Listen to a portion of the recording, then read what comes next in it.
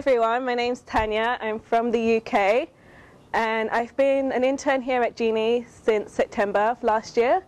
And during my internship here, I wrote a paper on how the UK can become 100% renewable energy by 2020. And I wrote this report, which is up on screen one. That's the cover of my report.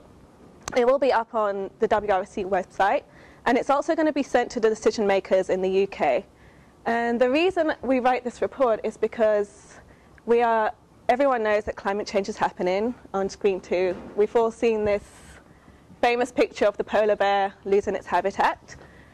But the main thing is that the UN has identified a tipping point, and that is 2 degrees Celsius, where we're going to reach a point of irreversible damage. That means that we won't be able to go back.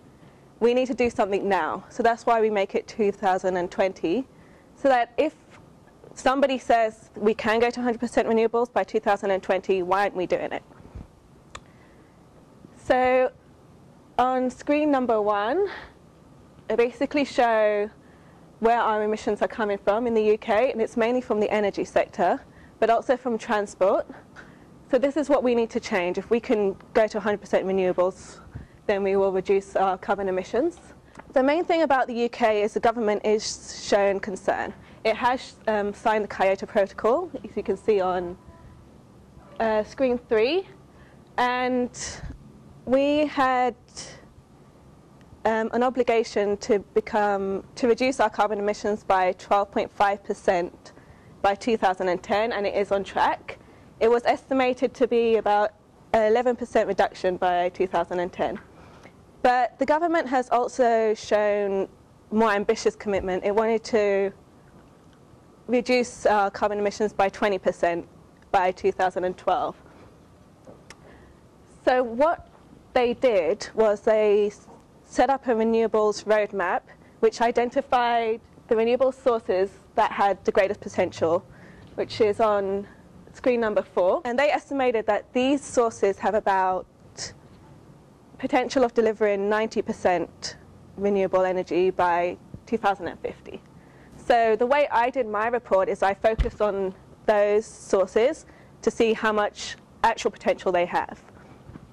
So starting with wind on screen number 5, the UK actually has one of the best resources of wind. As you can see, it's comparable. The one in red shows the strongest wind resource out of the whole of Europe. It's actually estimated the potential could be about 30% from just wind alone.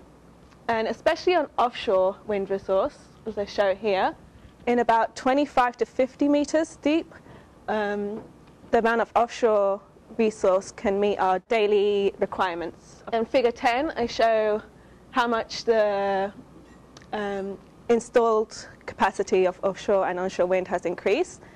And the main reason for this increase is because the government has introduced the ROCs, Renewable Obligation Certificates, and since then it's more than tripled.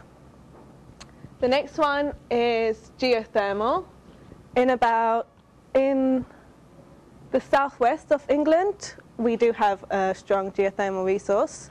It could deliver about 2%, and it's comparable to the rest of Europe as well. And then marine, we have a great marine resource.